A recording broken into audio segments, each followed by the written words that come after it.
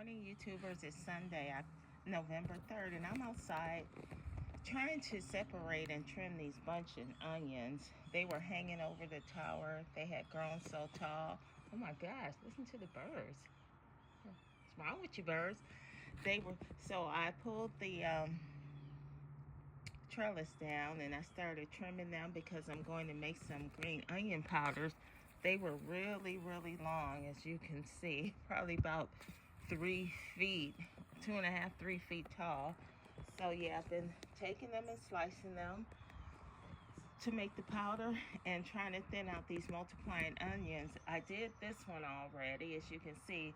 And you guys, I bought these back in 2021 from Haas, and I haven't bought any onions yet because they multiply. When you plant one, it turns into a bunch, and you move them around the yard, and we do have them around the yard.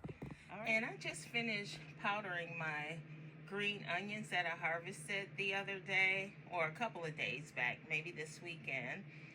And these are the tops of my green multiplying onions. And I'm going to put them in this jar, and I may have enough for one of these cute little Farberware or Faberware storage jars for spices. Aren't they cute? Okay, I got one cute little jar full and about this much left over. I'll put this in a little Tupperware container so I can use the green onion powder when I'm cooking. So that worked out well. All right. Tubers, I'm processing burdock root and Jerusalem artichokes. I have to peel these and slice them and then put them in the dehydrator. But the Jerusalem artichoke, I'm going to soak in some lemon juice to pull some of that gassing element out before I dehydrate them. YouTubers, I sliced and washed the Jerusalem artichoke. I had them soaking in some baking soda water. Then I washed them and rinsed them off real good. And now I'm putting them on the dehydrator. You can see why these are used as a potato substitute. They look like little mini potatoes cut up. And sunchokes make the best fries, guys. So you should try growing you some and making some fries with them. You can mash them. You can cook them just like you do a potato. I've been busy collecting herbs and different types of things from my garden because it's harvest season. So I just jarred up I trimmed my key lime tree and I dehydrated the leaves. Oh my gosh, it smells so good, just like fresh lime. So I can use this to make some tea, or when I need some type of lime flavor to a dish I'm making or a drink. This is roselle. Just jarred up a bunch of roselle as well. I dehydrated them. This is my sunchokes, my Jerusalem artichokes. I dehydrated those. I soaked those in lemon first, you guys. And then this is my burdock root. I dehydrated it and made powder for tea or smoothies. And then this is all the green onions tops I had harvested, and I made that into a powder.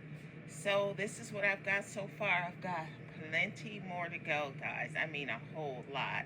So I have my dehydrator running now, and I'm going to plug up the other one too to help me get through some of these projects. All right, Teeks and Joyce Gardening. Get out there, harvest your stuff, and preserve it. I dehydrate on a real low temperature so you can keep all the nutrients in and the colors all bright and pretty. All right, this is some peppers I have dehydrated whole to make pepper powder. It's mostly habaneros. I added some poblanos, just some miscellaneous peppers, some serranos, some shishito peppers too. So I'm going to be making this into pepper powder and jarring it up, and maybe making some kind of spicy pepper mix. I don't know yet. I have so many herbs, so I may be playing with that once I get them powdered. All right.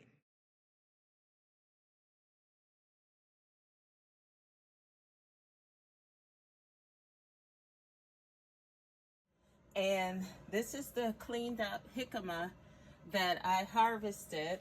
And I just want you guys to see, look how long the root is on this. And they can get bigger than what these are, but these are a great size right here. They won't be too tough and woody when they're around this size for harvesting. So like I said, I had my one tower dedicated to jicama, but I thought they weren't growing, and then I pulled some that I thought were weeds, and when I realized they were jicama leaves, I left this last one and it grew. And these take a long time to grow, you all. I planted these in March, I believe, but you can, as you can see, it would take a long time for these to form. And also, you can't eat the leaves or anything. You can only eat the root ball. The rest of the plant is not good for you. Or I could have left this in there and let it overwinter and come back in the spring for flowers and jicama seeds.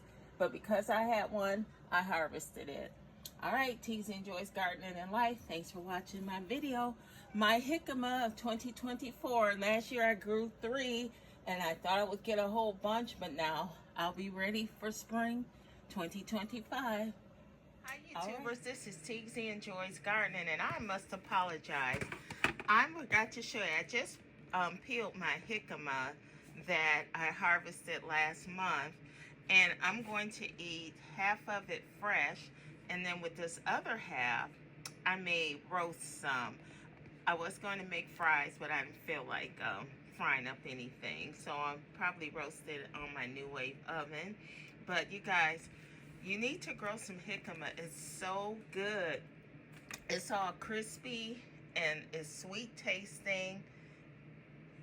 It tastes like I don't know, some fresh fruit, kind of appley like. It's really delicious. You should really try it. Grow it in your garden next year. You will not be disappointed.